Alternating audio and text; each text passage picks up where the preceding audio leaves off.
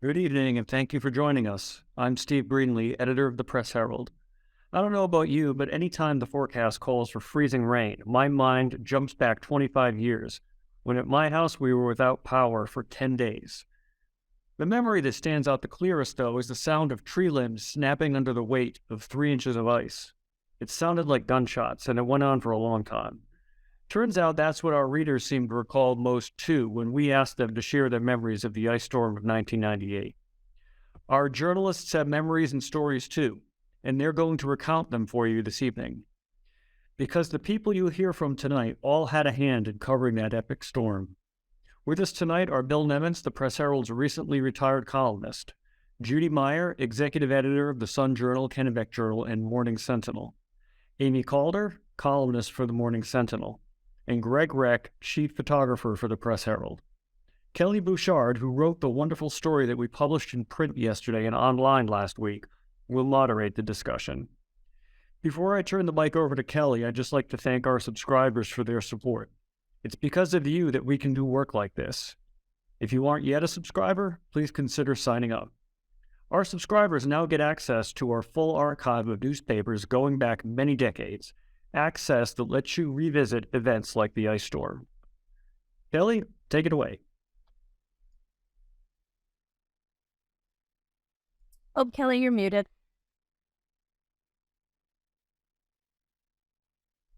Thank you, Steve, and thank you everybody for joining us. A lot of people worked on the ice storm package that ran Sunday and last week online, and it was really fun to work on, and it really drove home the experience that many people had 25 years ago. I was not in Maine at the time. I'm a Maine native, but at the time I was living and working in Massachusetts. But my grandfather died just before the ice storm, so his funeral was actually on the 7th, the morning of the 7th. And I remember at the time thinking as I drove out of the state that afternoon that the ice storm was an answer to his passing because he was such an avid outdoorsman and he loved nature so much. But the panelists we have here today all lived through the ice storm, and they have a variety of experiences to share. And one of the things that I was most impressed with was the photographers, as usual, had to get out there before everyone else. We reporters can sometimes show up after the fact, but the photographers, they're on the front lines for us. And Greg, how was that? I think he might. Oh, Greg, you're muted.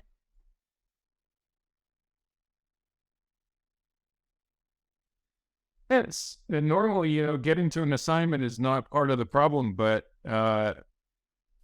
right from the start, getting around anywhere was part of the problem of covering the storm because trees were down on roads. You had to find alternate routes. You had to, if trees were down, you had to decide whether you think it was safe to travel under them, like this photo that's behind me, which is from Route 5 in Cornish. And that was a lot of it was just the logistics of trying to get to wherever you were going. And there were so many trees down, so many power lines down that sometimes you just couldn't get to where you had hoped you'd end up. Yeah, I remember one of the other photographers who is now retired wrote in one of over 100 comments that we received from readers. But he remembered he was driving around he had a sports car. This was, you know who I'm talking about, right? I think yeah, that was David Rogers. He had a really nice Mitsubishi Eclipse. It was a sweet car, but maybe not well suited to ice storms in bad weather. No, crazy. Yeah, he must have had a hard time getting around in that car, and I remember he and I talking about that a little bit. He could get under things. What's that? He could get under things. Yeah, right. Yeah, exactly. Right. Yeah. I had a Beta Subaru wagon at the time, and that served me very well. And I had studded snow tires on it, so I kind of felt like I could get anywhere I needed to go as long as I could make my way through the trees or down power lines if it wasn't dangerous. Yeah, we had one reader who wrote in. He was a dispatcher for a towing. I think it was like, I think it was AAA. I'm not sure, but he said towing company, and he said that tow truck drivers that were just out saving people. He said they looked like combat veterans when they showed up at the set. They were just worn out, rugged, worn out. So it was really rough going out there. How anybody else have memories of getting around? I do remember the driving was not just physically demanding; it was like mentally and emotionally demanding. And I know my children were in middle school during the storm, and my daughter was so scared of the branches cracking, like Steve was talking about, that first day, I had to go to work. We had stuff we had to do, so she convinced me she'd be happier if she went to work with me in the nice, warm, safe office. So I put her in the truck, and we lived in Buckfield at the time, and I worked in Norway. So we had to go up over Streakin Mountain, where the trees stand tall and far away from the road. I thought there was no issue. We get in the pickup. By the time we get to the top of the mountain, the branches were like, we were barely over the cab of the truck. She's telling me about poles down over here, branches down over there. It was frightening, probably more frightening than if I'd left her home in the living room. Yeah, it was very hard. And Judy, was your house without power at that time? It was without power, but I will say we had a wood stove. We cooked with gas. We were in fine shape. We were much more comfortable at home than we were out in the world. I had a similar experience that morning. I think it was Friday the 9th when things got really bad. And I was actually heading from home, and I was living in South Portland and up to Farmington on a completely unrelated column. It was a very tragic column. A student at the University of Maine at Farmington had gone missing on New Year's Eve. He'd been out partying with his friends, and nobody had seen him since. And this had already created quite a stir. And his parents from New Jersey had come up and were they were staying in his apartment, which had no power at that point, and at the bottom of a long, icy driveway. It was cold. And I went up to interview them, not about the ice storm, of course, but about their missing son. And as those interviews go, I mean, you come out of them in a funk anyway, because these two parents are fearing the worst. And it was the worst. His body was later found in April when the snow melted. He had frozen to death out behind a store nearby. But anyway, I left them, and I was in this funk to begin with. All the way up that morning, I had driven up in the dark, and it was only after I got up around Lewiston that I said, wait a minute, there are no lights on anywhere. There are no traffic lights. And I had to get gas to get to Farmington. I thought I'd get it in Lewiston. I got off in Auburn. There was nothing. I got back on the highway, went up to Lisbon Street, and thank God this little store on Lisbon Street with a gas station was open. And those were the last lights that I saw that day. And I went up to Farmington, and I said, I'm not going back that way. So stupidly, I drove through New Sharon, Belgrade, Augusta, down to Gardner. And I finally got on Route 201 in Gardner, just going down to I-95. I came upon this scene where there were about 12 to 18 utility poles crisscrossed across the road with these little tiny openings where I attempted and finally succeeded to drive through them, coming within like 2 inches of these wires, thinking they're dead, but thinking maybe they're not. And it was probably the longest half-mile drive of my life. It probably took me about a half an hour to get through there. I'll never forget it. I had a similar experience. I actually lived in Skowhegan 25 years ago, so we only lost power for about 6 hours, but I had to drive into Waterville every day to work at the Morning Sentinel. And the first day of the storm, we lost power at the Sentinel, so we were all asked to drive down to the Kennebec Journal, our sister paper in Augusta, and write our stories. So I thought to myself, well, I don't know if I should take West River Road or the interstate. I don't know what would be safer, but I decided on West River Road because I thought, well, if I go off the road, I can at least stop at a house, where I wouldn't be able to do that on I-95. And honestly, it was incredibly dicey. There were trees down, caked in ice, and wires down, and it was like maneuvering an obstacle course. I don't know how I made it there, but I did. And then the next day, 2 colleagues and I took the interstate down, and I'll never forget the scene. It was like nuclear winter. It was very still, and there were trees bent over and ice, and it was just very quiet and very cold. And we got to the Kennebec Journal, and we all took our seats, and Mike Sexton, he was our CEO at the time, came up to me. And Mike Sexton, I don't know if you remember him, but he was always perfectly dressed in a suit and tie, not a hair out of place. And he walked up to me, and I thought, oh, good, he's gonna compliment me for getting here. And instead he said, "You've had a shower," because I was the only one who had power. So, and actually the stories we wrote that day never ran because we lost power at the Kennebec Journal that day. Yeah. So it's quite memorable. That was the issue with the gas stations, actually. In some cases, anything with an electric pump didn't work. So that meant, if you were on a well, you were out back, at the stream in the backyard, hauling water from there, or melting snow on the wood stove. But gas pumps, a lot of places, they weren't working. So people had a hard time. If you had a generator, you were sharing it most likely, and you were driving some ways to get gas for it too. So, yeah, that's true. And I know, well, we lived in a very rural area, and nobody had generators on our road, but the whole street, our street was a couple of miles long. There were people popping in and out of the neighbors. Do you need wood? Do you need food? Can I get you water? It was the most neighborly, 2 weeks of my life. It was really wonderful. And, it's scary and horrible and all the other things too, but there was such an amazing sense of community overnight that really has stuck with me.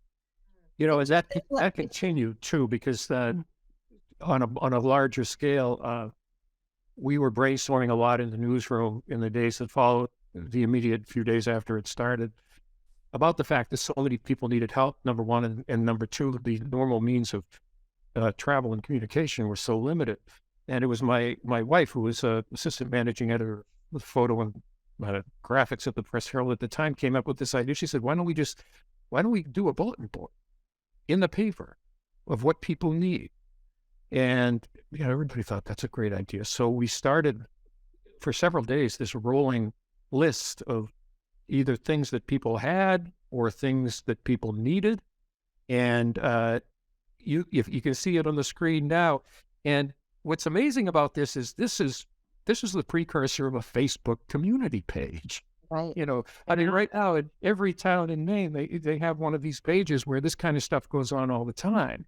But this help network was new at the time, and it was a great way for people to connect on the most micro neighborly level of who needs what, who has what, how can we help. And I think it played a big role in kind of knitting the whole state together the way the storm did. Yeah, I agree. It was so nice to see that happen. And even the linemen who came in from out of state, joined right in. They were just part of wouldn't call it a party, but they became part of the community because people were so happy to see them. Yeah. I covered. You mentioned that you had lived in your neighborhood for how many years? Our family had lived in that house for 13 years. We had never met our next door neighbor. I mean, she was a quarter of a mile away, but that was the first time I met this woman because she needed firewood. And she walked down the street and came down our driveway and asked us if we had some extra. We're like, we have a couple of truckloads. We'll get it to you in the next half hour. And it was very fulfilling to be able to help her. Bill, kind of when reflecting upon this, It reminded me of when you and I were in New York City after 9/11, and how the city had that, Yes. fiddling and everybody helping everybody with a different scale. But in reflecting about the ice storm over the past few weeks, I was like, that's probably the only other time I'd seen this sort of mass, like, desire to help. And letting down of guards. I think that was the common denominator, is that all the things, all the barriers, all the filters, all the things that we normally put up that kind of keep us buffered from the people around us. Sometimes it's based on religion, political difference, whatever it might be. All those things fell away. And for those days, as you say here, and 9/11 the same, Greg, we were all just human. Everybody was, the one thing we shared was we were all human, and everyone in some way or another was being impacted by this. Yeah. And that's why it's kind of why I love times of crisis in a way, because it really brings people together like that, like nothing else. I covered. Sorry. Go ahead, Amy. I covered a neighborhood in Oakland where, of course, everybody was without power, and they shared a generator. Generators weren't as plentiful as they are now, but these 4 or 5 families shared a generator, and they would go from house to house for about 4 hours. And whoever had the generator for the 4 hours would cook the meals, and the neighbors would go to whatever house was cooking food because they had the generator. And I remember just seeing these families. They hadn't had showers, and they had a sheet hanging from between the kitchen and the living room to keep the heat in, and they had all sorts of containers of water on the counter, and they were sharing coffee, and just talked about, that they really couldn't have done it without each other. Yeah. I'm actually retroactively jealous, Amy, now that I know that you had showers every day. Well, that was such a big obstacle for so many people. And, I used to, the first couple of days, we didn't do anything, but then I decided I can go to Oxford Hills, which was the high school there was a kind of a shelter. I can shower there on my way to work. And I think the second time I was there were 3 little girls in the locker room, along with a whole bunch of other people. And they got in the shower and they were singing Alligator in the elevator. And they're like, "Hey, lady, you know that song?" And I'm like, "Yeah, I actually do." And they said, "Well, sing it." So I started singing it. And then the lady in the shower next to me is singing it. But this is like what Bill just said. Our guards were let down. We were just like silly, happy people who were all in the same boat. And we acted like it. So it's kind of like super weird at the same time that it was really wonderful. right. Yeah. My sister lived in Skowhegan. She lost power for about a day, but they had a wood stove. But they had friends who lived in Waterville. It was a couple, and they had 2 little children, and the mother was pregnant with the third. And after, I don't know how many days of sleeping in sleeping bags, my sister said, "You've got to come to our house." And so they did. And they had a blast. The kids, her memory is of the kids playing croquet on the ice outside using frozen oranges because there was ice on top of the snow. So they were playing croquet. They had a lot of fun. The kids remember it to this day. We got a few memories from readers that like their driveway would be iced over, so they just went out and ice skated on the driveway or the front lawn or the back lawn. And the overall, if you were young when it happened, it was a good time generally because there was no school and your parents were doing whatever they could to keep you safe and warm. One couple wrote in from Cumberland, I think. Their daughter had her 9th birthday was scheduled at I think the 7th, and then by the time things got rolling with the storm, school was canceled, and they just extended this sleepover pizza party for 5 or 6 days with these girls, playing and having fun, and those girls have been lifelong friends, sort of based around that experience that they had when they were 9. So kids generally had a good time. The grown-ups found humor in it too. As I said, I lived in South Portland at the time, but a few years later, we moved out to Buxton. And even when we bought this place, it's a couple acres of mostly wooded land, and there was two things I remember. One was this huge row of firewood, and nothing was more than 3 inches thick. It was all the saplings that had gone. I mean, it cut us through the whole first winter. And the other thing I remember is that there were these 2 birch trees on the side of the yard, and we were talking to the owners about them because they were both still bent down almost to the ground. And this was 2 or 3 years later. And they had just been forever bent by this storm. And so the previous owners named the 2 trees Archie and Bentley. They were their ice storm mascots. Well, I think you can still drive through some areas. I still see it when I go over Street Good. The whole top of the mountain looks so different. It never bounced back from how it was so heavily forested before. Yeah, and for years you could see the tops of a lot of trees were missing their tops, where they had gone down. And to the kids bouncing back, imagine if it happened today, our kids' screen time percentage would go down into the single digits. Wow. That reminds me of a column I did it was in Sebago, as we were starting to recover, and there was a family, I think there were 5 kids. They lived on Douglas Hill, up in the middle of nowhere, and they were without power. And the kid, one of their children was 100% disabled. She had Rett syndrome, which rendered her essentially non-communicative. I mean, she was conscious. Her eyes, I remember her eyes were so alert. She missed nothing, but she could not communicate. And her day revolved around a screen, because the one thing that she connected with was, I think it was either the television or it might have been games. I can't, one or the other.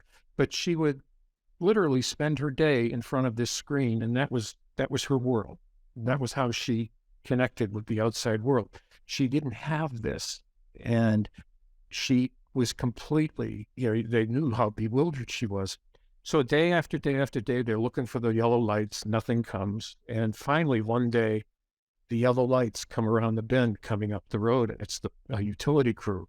And they're there all day, and the family's looking down, waiting, and nothing. And finally, it gets dark. It's about 7 o'clock, and the father slips and slides down the hill to the power guys, and he says, any chance that you're going to hook us up tonight?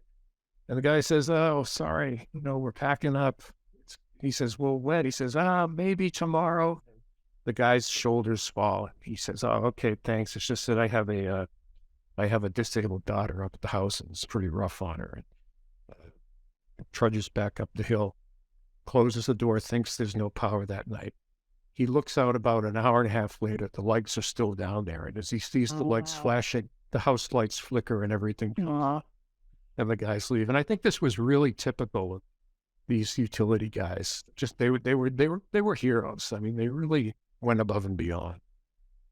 Going Agreed. nonstop. Yeah. Nonstop. Yep. Them. Just, yeah. Yeah. And I spent the bulk of my time actually during the ice storm up down east, because I got assigned with a reporter to go cover. There was a primary transmission line that collapsed in the middle of the Blueberry Barrens, really the middle of nowhere, and the entire county of Washington County was without power. And we went up to cover that, and it was really difficult because there was no power up there, so we had to stay in Ellsworth we stayed in a hotel in Ellsworth so we would be able to transmit stories, and I could process my pictures and get my film processed, because this is back in the days before digital. But we covered a number of stories up there. The National Guard were up there trying to clear the barrens and the down poles so that when the utility guys came in, they could get to work. But it was difficult because these are primary lines. It takes big crews to resurrect those. So I think Washington County was out of power for almost 3 weeks. And but we also covered a story about, there was a biomass plant up there that had been idled for a couple of years, and they, the guys who used to work in it they all said, you know what, we need to get this thing fired up. So we covered them. And when we got in there, it was right at the start. And because it had been idled, the first thing they had to do was clean out the boiler. And I stuck my head into the opening, and there was a guy in a white suit in there all masked up. And I'm like, oh, it'd be like the worst job ever. But he came out and he talked to us and he says, hey, you know, if this brings people power, then I'm happy to do it. And that's like people did what needed to be done. Mm-hmm.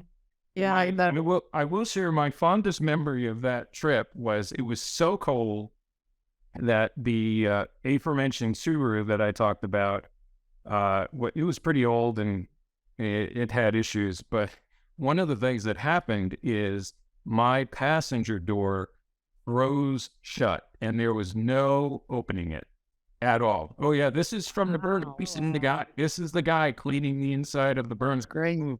Wow. And so I could not get that passenger door. So the reporter, whose name was Sarah Ragling, every time we were getting in my car, she actually had to climb over my seat, over the center stick shift to get into her seat. Like I felt so bad, but there was no two ways about it because that door wasn't opening. The other thing was that Sarah only went up with some sort of standard pump shoes. And the first thing we did when we got to Ellsworth, I was like, Sarah, we got to go to Goodwill and get you some like bean boots or something insulated because it was either sub-zero or near zero. It was brutally cold up there. Well, hopefully Rennie's had a pair for her. Yeah, she did find a pair, and I don't remember if we got them at Rennie's or Goodwill but somewhere in Ellsworth. And she survived. We were up there for a bit. We were up there for 4 or 5 days because it was hard to get a line on what people were doing. We went all the way up to Perry, so there was a lot of logistics of driving up there from Ellsworth every day and then trying to track down who we were gonna, interview for the story and stuff. So Ellsworth was often home base for down east, like Right.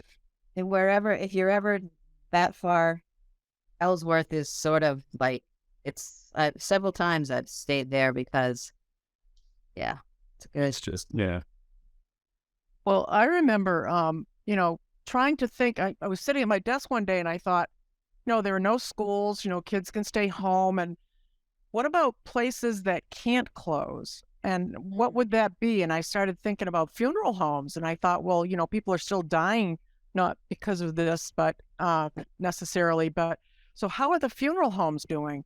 So I called some funeral homes in Waterville and Fairfield and Augusta and Winthrop, I think. And in Waterville, they had no power. So, you have to have electricity to do embalming with the pump method.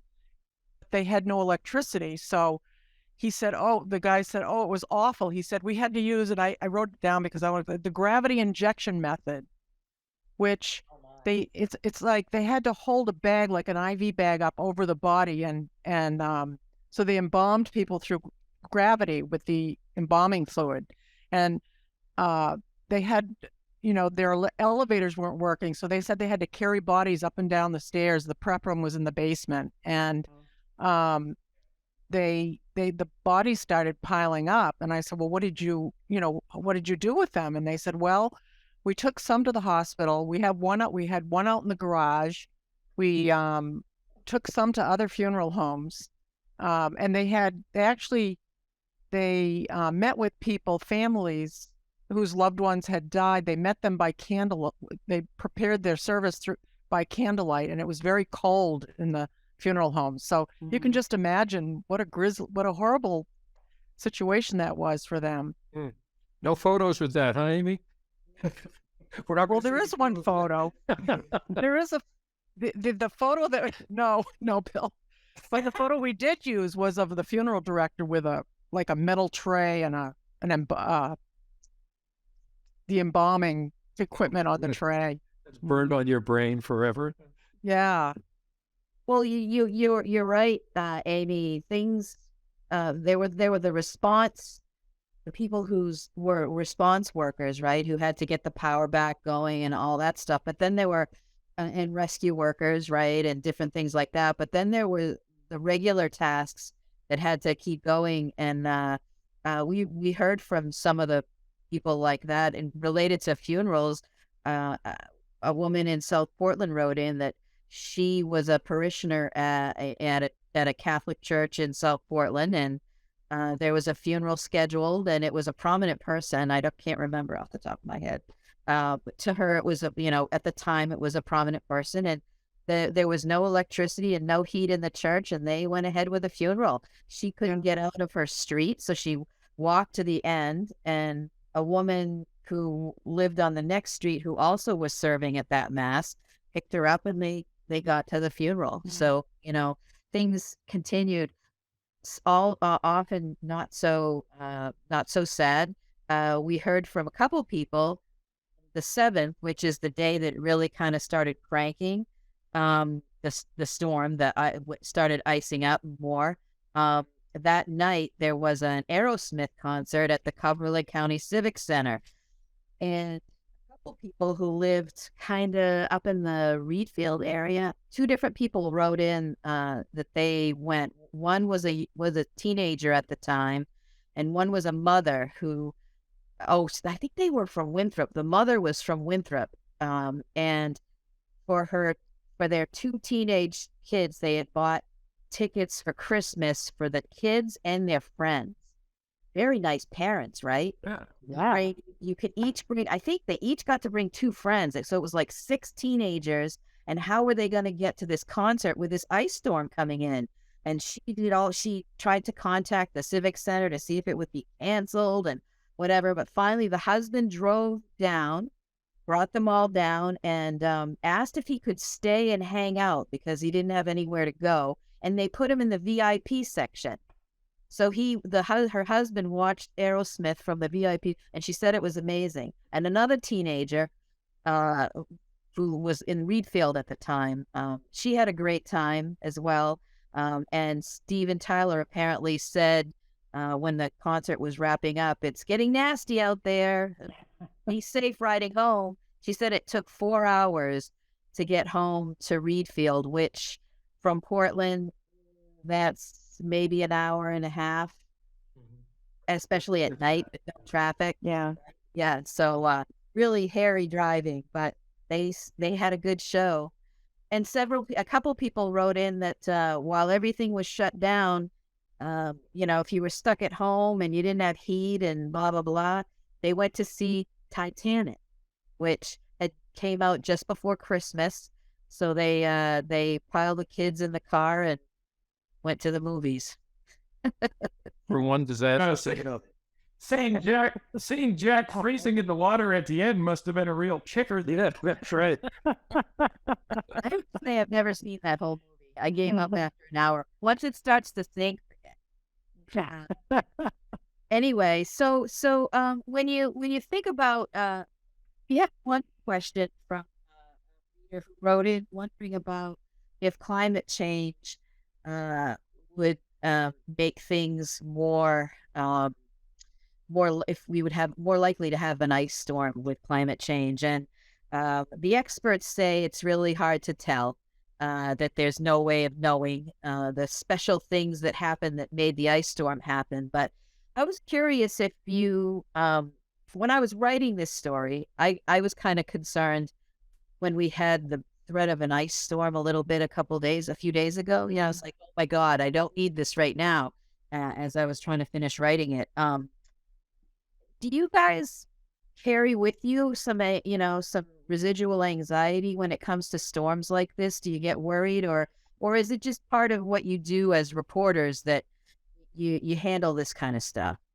And I've always found this, as I said, I find this stuff incredibly exciting. And I think a lot of people in this business will tell you that, that when stuff like that happens, it's, certainly there are tragic sides to it, and there are the very poignant sides to it. But just the idea of getting out there in it, I think, is the allure of the whole thing. You might remember years later, there was it was one of these atmospheric rivers, that it was a storm out on the Gulf and Bay, and it kept throwing rain back in, most primarily in the York County area at Portland. We got like, I think 17 inches of rain in some spots, and everything was inundated. I'll never forget it. I mean, we were going great. We went out in kayaks. I don't know if you remember that, but it was just horrible. But there's something about those events that you don't wish them on anyone, but when they happen and you're in this business, there's really nothing better than getting out in it. Well, it's like the challenge. The bigger the challenge, the happier we are, right? Yeah, exactly. And How we much also trouble can you get in? I think we also had a sense of responsibility and obligation to our readers. Like the mail people, they have to go out no matter what, and that's the way we are. When back in the day, you couldn't take a day off because the weather was bad. I mean, we were told you have to be there, and that's just something that we always knew. And if it's like this, we just had to cover it and be the eyes and ears for people who were stuck home, and that they needed to know what was happening. That was the mission, Amy, wasn't it? Because without a power, people didn't have TV, they didn't have radio. Right. We were it. And we felt, I think, a shared obligation to get all the information we could as quickly as we could in our papers to help people make the decisions they needed to make in a crisis. Yes, and like as far as do we have any residual angst about driving on icy roads? I think we've always done that, and maybe this was a little bit worse. But I can think of covering car accidents up in Somerset County where, I mean, I didn't know if I was going to make it home, and you just sort of do it. You're on automatic, and then maybe when you get home that night, you go to bed, you say, "Oh my God, why did I do? Or did I really do that?" I mean, yeah. So it's just part of what we do, right? Yes. We have Kelley, we have a question from a viewer asking if the storm impacted the papers in terms of printing or anything. And I'm pretty sure, Bill, that the Press Herald never lost power, right? No, we didn't, but there were. It severely impacted deliveries, obviously. Right. The paper, printing the paper was one thing, getting it to people was another. And I remember seeing a big full-page house ad that we did, I think it was in the Sunday Telegram on the 11th, that was, it was just a big thank you card to the whole state of Maine. And it ranged from, obviously from the first responders and the utility workers right down to readers saying, to thank you for your patience, because I do remember it was the farther out you got from Portland, and Judy and Amy, your areas even more so, the more difficult it became to get the paper in those tubes. Mm-hmm. I do remember getting my paper every day, though. I do remember that, and I thought, God bless my carrier. That was the carriers really did yeoman's work. Yes, absolutely. They still do. They do. Yeah. I've had the same carrier for 20 years, and he never misses a day. I'm constantly impressed. Yeah. So, Kelley, can we talk about Al Gore? Yes, can we please? I can't believe we made it through the first half hour without talking about Al Gore. That was probably one of the more iconic photos, which I believe taken by Russ Gillingham. Oh, here you go, Bill. You got him all ring up on it. Convenient truth. There in the go. Oh, there he is. Oh, I heard so much backstory about this photo since we published it, even just on Sunday. But I heard from a city councilor, Jerry Dennison in Lewiston, who was part of this tour with the congressional delegation with the vice president, and they were walking all around. People were being really cautious. Then the vice president starts to bend over, and they're all like looking at the wires, thinking, he's not going to pick it up, is he? And everybody was telling him at the same time, don't touch it, don't touch it, don't touch it. And he picks it up, and he was holding it, showing everybody, and they were just horrified. I got gloves on, don't worry. Yeah, so I know. And Russ shot the image. Randy Whitehouse was assigned to write the story that day. He comes back to the newsroom, and the copy desk did not want to run the photo. And Randy, who died a couple of years ago, but the proudest moment he told me of he told our sports editor of his news career was convincing our copy desk to run the photo. There was some concern that, they see the vice president, our readers will see the vice president pick this up maybe they'll copy him. Right. We don't want anybody to get hurt. Falling like flies, right? Yeah. So Randy convinced them to run it. They ran it. I think Al Gore took it in the chin. He ended up autographing a bunch of these photos and sending them back to a lot of city officials in Lewiston, kind of like, all right, guys, you're right. I shouldn't have picked that up. So, all was good in the end, but he never lived this down. What I love is I love the look on John Baldacci's face right Yeah. now. And how young he looks. And Susan Collins looks. I know. They look like kids. No. It looks like John Baldacci is already thinking about how they're going to PR this way out of this. Yeah, that's right. But it's a typical politician going for a power grab. Literally. Oh, God. We have to deal with all the time. That's right. The punster. Yeah. Yeah. I think what made it so dynamic was that every Mainer who was older than a year old knows you don't touch a live. We don't touch a wire ever. Ever. We don't. Ever. Yeah. And he just barreled in here like, I'm going to just do my thing. So yeah. Well, this is shortly after he invented the internet. Don't forget. Yeah. A shout out to Jim Wright of Cornville. He's the one that said, no, don't ever touch a live wire ever. And he's still, I believe he's still working for CMP. Well, they had a whole campaign, I think. Oh yeah. Based on this. It was don't do as he did. Don't do like the vice president does. Speaking of the vice president, though, the one thing I remember too about when Angus King, he gave this really stunning State of the State speech a few weeks later. I don't know if you remember. Which you It's on live. That's right. And he, I was in the gallery for that evening, and Angus. I mean, it was as dramatic as he could make it. But one thing that struck me about how that Al Gore did for Maine was during that visit, Angus, who was of course governor at the time, said to Gore, "Hey, we have this idea. We need more trucks, utility trucks, and they're all taken because the whole region, it's not just Maine, it's Quebec, it's all of New England. How about if you authorize some C-130s to go down to Georgia and load them up? These are these big, huge military transport, C-5s, I think, actually, transport planes, and fly them up." And sure enough, Gore said yes. And so we had this specter of these C-5, huge, huge transports landing at Brunswick Naval Air Station, and the big hatch opens and outdrive all these Georgia utility trucks. So that redeemed him a little bit, I think. We needed the help. Yeah, I know the crew that liberated us was from New Jersey. I'll never forget them. Yeah. They came from Nova Scotia. They came from all over the place. And people wrote in that they were greeted with, everything from coffees and cookies to cheers when they arrived, when the power came on. There was some partying that went on when things got going again. And we've been talking about the storm, the residual beauty, the photos that we're all sitting in front of here virtually.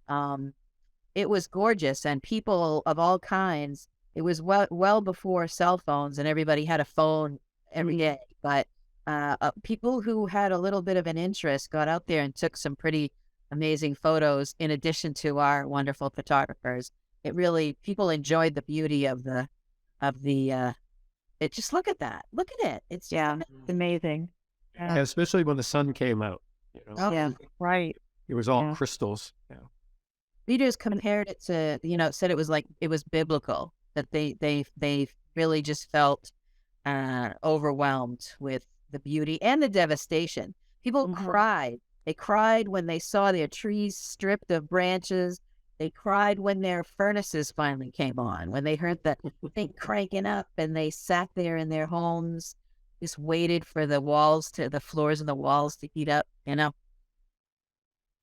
One thing we haven't talked about is are all the shelters that opened up with hundreds of people staying in them, and all the volunteers, nurses and Red Cross, and in Waterville, the Colby College field house was opened up, and there were hundreds of people staying there, you know, all ages, and just lots of people volunteering. And I remember an older man in a wheelchair who said he woke up one morning and his indoor-outdoor thermometer said 20 in both places, indoor and outdoor. And his grandson came to rescue him and took him to the shelter at Colby, and you know, where he could eat and be warm and have people around. It was very scary for a lot of the older people, especially. Definitely. But the police and fire too. I mean, they were taking people to shelters and, you know, making sure they were okay, going door to door. It was a real effort by a lot of people. Police, fire, and public works just going constantly. Public work. Whether Yep. it's on the turnpike, just trying to keep one lane open. Yep. And if there was no gas on the turnpike, so you better be careful. But yeah, one lane open and salting and plowing and salting and scraping and trying to keep things as safe as possible. Really intense. Oh, wow. One of the things, Amy, when the photo we just showed of the shelter at Colby, when I came across that image, I was shocked at how many people were in there. And I don't know if we didn't have as many people taking shelter in southern Maine, but that Colby College field house was packed. Hundreds of people. Yeah, A testament to how long ago this storm happened. That field house is no longer Gone. It's gone. But now they've got a bigger place that they can house people. Yeah. Yeah. I remember at Oxford Hills, there was just so many kids there too that had to be entertained. The volunteers helped, you know, do that so their parents could get a break. And it was just, you know, it was 24 hours of being on all the time and without an end in sight. And then suddenly the end falls on you and everybody went home, Mm-hmm. you know? Yeah, that's the amazing. Usually with a fire or with an earthquake or it's other natural catastrophes, you know, it takes forever for the damage, if you will, floods to go away. And you're right. I mean, it just melted.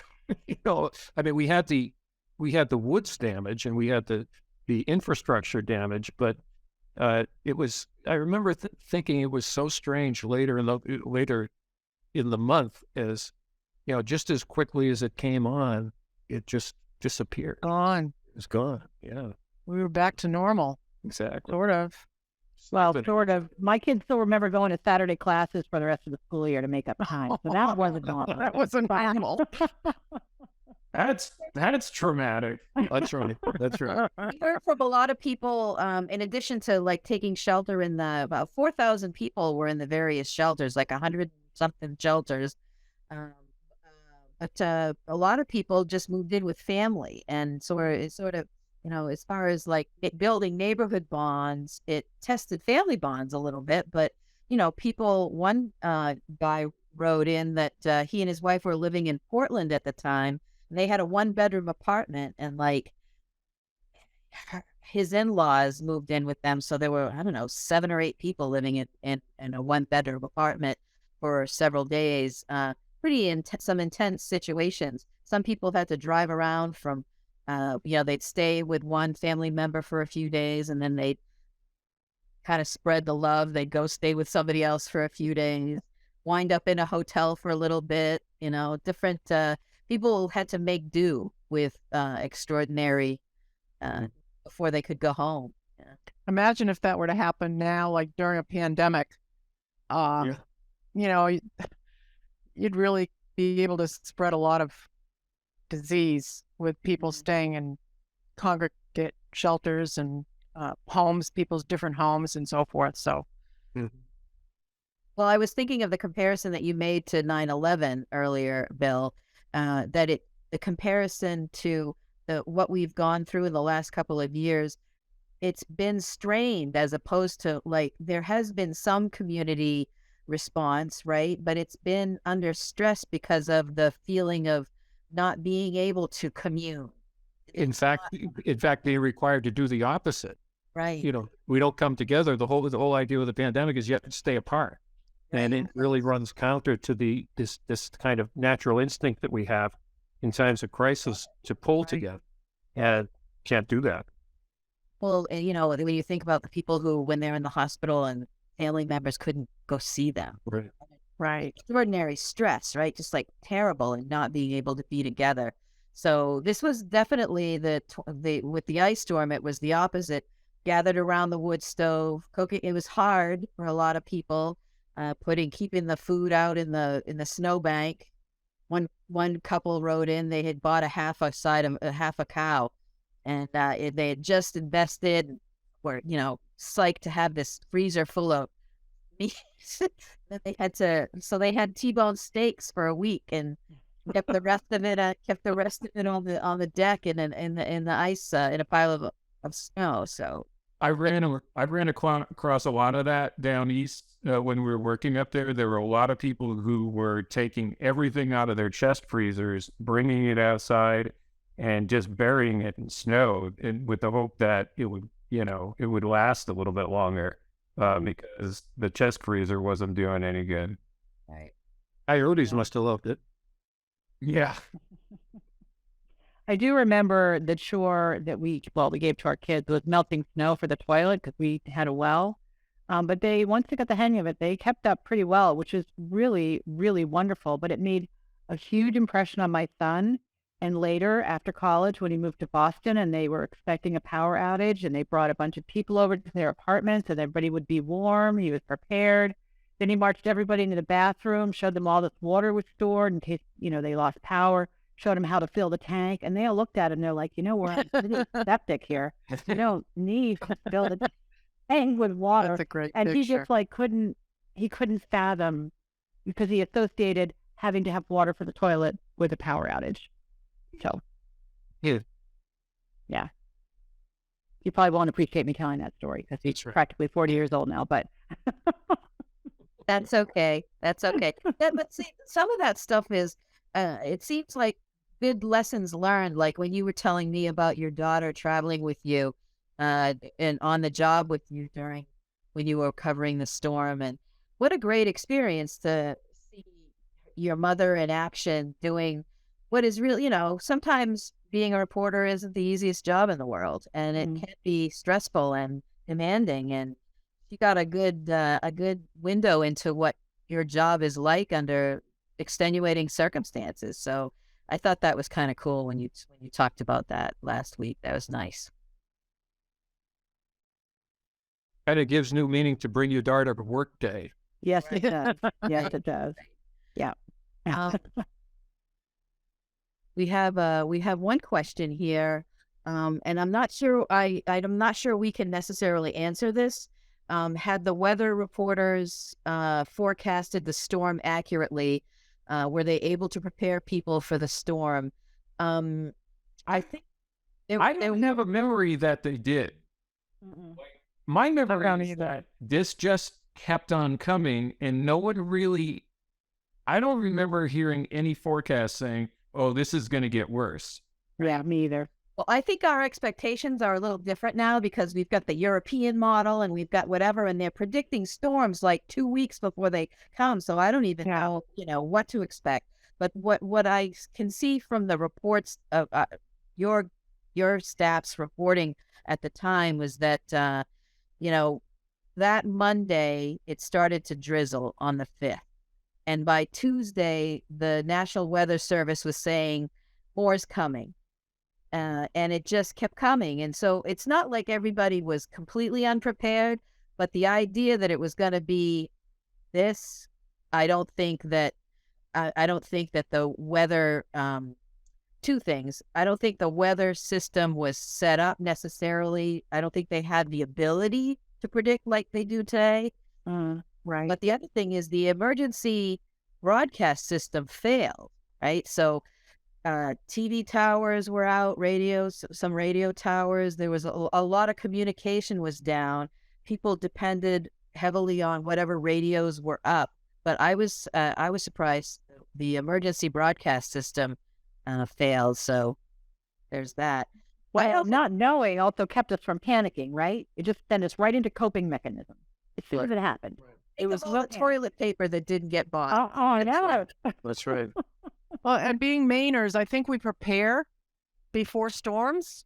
We don't necessarily prepare for a storm like this because we didn't know it was going to be this bad. But I mean, if you woke up in Florida and you had this kind of storm, I mean, I don't think they could do what we did because we're Mainers, right? Well, I'll tell you that I grew up in eastern Connecticut as a kid, and when winter was still a winter down there, that they haven't had winter in years. But one of the things my mom always did when there was a chance that the weather was going to hit the fan, she filled up the bathtub. Yep. And so when I got home from work that Monday, first thing I did was fill up the bath. I still do it. My husband thinks I'm crazy, but I do it. You know, about the weather too, I think you got to remember that how unusual this temperature inversion was. And I think one of the reasons that it wasn't predicted is that you had to maintain this really fine balance between warm air aloft and cold air down below. And if that got at all out of kilter, everything would just melt. But because we stayed within that really narrow window for 4 or 5 days, that's where all the ice accretion came. I remember one stunning fact is that I think it was on Friday, that it was warmer. It was warmer on top of Mount Washington than it was at the bottom. And that gives you an idea of how weird. Wow, that's sure. Weird, yeah. Well, I thought that all in all, it just showed us how human we can be in an instant. And that is my absolute takeaway. It was then, it is now. People are just so kind and generous and neighborly, and that really revealed that for me. I agree. I think that's the takeaway from the whole thing is it brought this state together in a way that I don't think I've seen since. Really, maybe around. Although I do, having spent a lot of time covering the troops, I think that was another example of where Maine has really come together in some amazing ways. But I think this storm it's just chiseled into the history of this state and this state's identity now. Right. And I don't think people have forgotten that communal feeling that existed back then. And I remember it wasn't during the storm, but as an outcome of the storm, I ended up installing a wood stove. And there was a storm where we lost power here in Kennebec for, I don't know if it was 2.5, 3 days, but the neighborhood here, nobody had power. People were getting cold, and we were like, "Hey, come on down. We got the wood stove going." So we had like a potluck dinner, and the kids came over, played board games, and it's like, it was the tightest the neighborhood had ever been, and that's so I think like people carry that memory, and I think Mainers are Mainers. They would do it again. Yeah. Agree.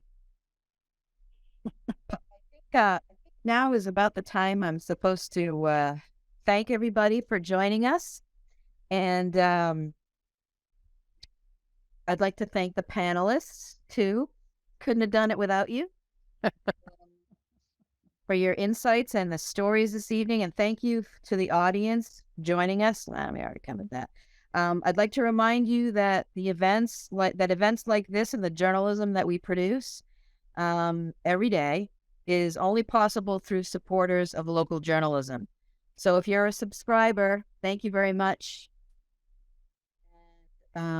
If you're not yet a subscriber, I hope you will consider subscribing today.